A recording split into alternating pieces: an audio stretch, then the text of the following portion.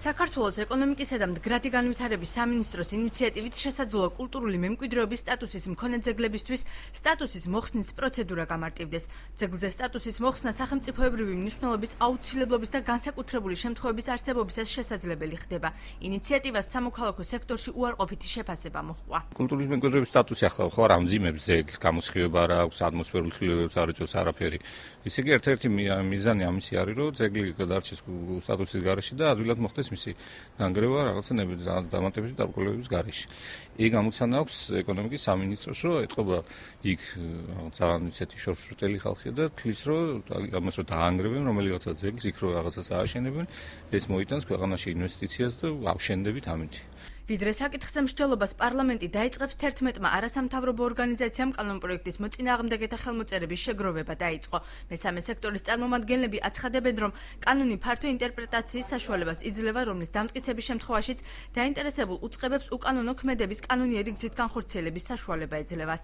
მიგვაჩნია, რომ ნორმის ცვლილებიდან გამომდინარე ნორმა თვითონ არ არის განჭვრეტადი ხასიათის, ის მრავალ გამოსავალს იძლევა და სახელმწიფო ორგანოებს მიცემს ამ მუხლის მიგვაჩნია, რომ არასწორი ინტერპრეტაციის საშუალებას იქიდან გამომდინარე, რომ თვითნებობის მაღალი ხარისხი ექნება.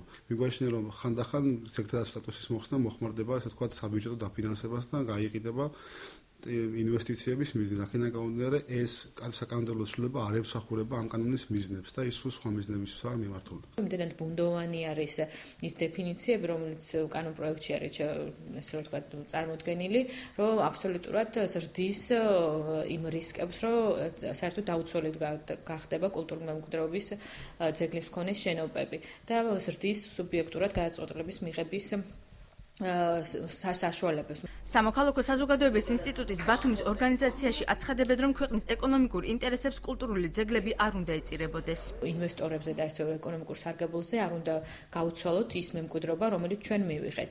თავისთავად ეკონომიკურ ზრდისკენ უნდა იყოს მიმართული სახელმწიფო, მაგრამ მე ვფიქრობ, რომ სხვა მხრივ უნდა მოხდეს აქცენტების გაკეთება. აჭარის კულტურული მემკვიდრეობის დაცვის სააგენტოს ხელმძღვანელი კომენტარზე არ დაგვთანხმდა. პირად საუბარში კი აღნიშნა, რომ ბათუმში ბევრ შენობას სტატუსი უმიზეზოდ აქვს მინიჭებული, ამიტომაც ინიციატივაში საგანგაშოს ვერაფერს ხედავს.